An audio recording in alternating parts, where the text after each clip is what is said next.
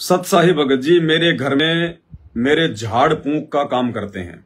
यानी इस भगत जी के घर में इनके पिताजी जंत्र मंत्र का काम करते हैं, झाड़ फूंक का। तो एक आदमी आया मेरे घर में, उस समय पापा जी नहीं थे। मेरी मम्मी बोली कि तेरे पापा जी को फोन लगा, तो दास ने सिर्फ फोन लगा दिया, बात मम्मी जी ने की। क्या मेरी मर्यादा टूटेगी? बिल्कुल टूटेगी भगत जी। आपको पता है आपके पिताजी शास्त्र विरुद्ध घटिया कुकर्म कर रहे हैं, झाड़ फूंक करना, जंत्र मंत्र करना, बूजा वगैरह निकालना, ये सब परमात्मा के विधान के खिलाफ हैं, विपरीत हैं, राक्षस कर्म है ये। और आपके घर पर कोई व्यक्ति आया झाड़ फूंक करवाने के लिए, आपके पिताजी घर पर नहीं है,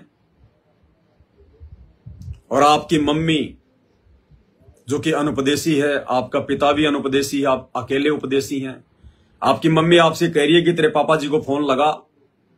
तो पापा जी को फोन किस लिए लगाया जा रहा है? झाड़ फूंक के लिए, जंतर मंत्र के लिए, शास्त्र विरुद्ध कुकर्म करने के लिए। तो फोन कौन लगाएगा? आप। फोन किसने लगाया? आपने। बात किसने करी? आपकी मम्मी ने। सहयोगी कौन हो गए? आप। तो उसी रेशियो में आपको भी उसका दोष लगेगा, क्योंकि आपने उस कुकर्म में सहयोग कर दिया।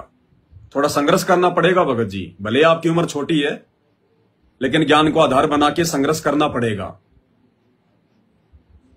अगर आपने काफिर का अंग सुना हो परमात्मा के मुख से, नहीं सुना हो तो यूट्यूब पर जाकर सुन लेना, काफिर का अंग लिख लेना, काफिर का अंग। उसमें शुरू में आ जाता है, उसमें गुरुदेव भगवान कह रहे हैं कि जो बेटा अपने माता पिता की बात नहीं मानता है वो काफिर है। लेकिन साथ में यह भी बताया कि कौन सी बात है?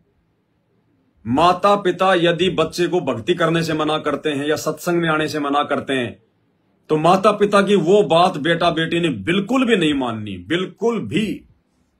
कोई मर्यादा नहीं टूटेगी। और माता पिता यदि कोई अच्छी सलाह दे रहे हैं और वो बात यदि बेटा बेटी नहीं मानते हैं, तो फिर मर्यादा टूटेगी। वो काफिर है, फिर वो ढेड़ है, वो निकम्मा है वो बेटा, नाम लेकर भी।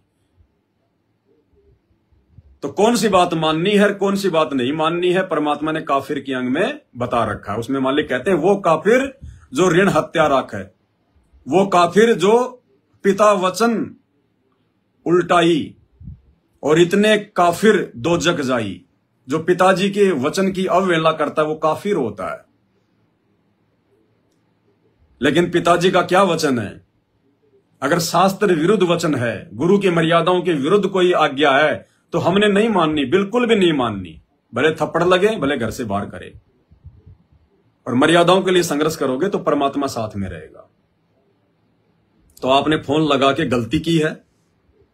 अब आपकी उम्र क्या है मुझे नहीं पता, लेकिन दास तो यही प्रार्थना करेगा, गलती तो गलती है, चाहे जाने की हो चाहे अनजाने की हो।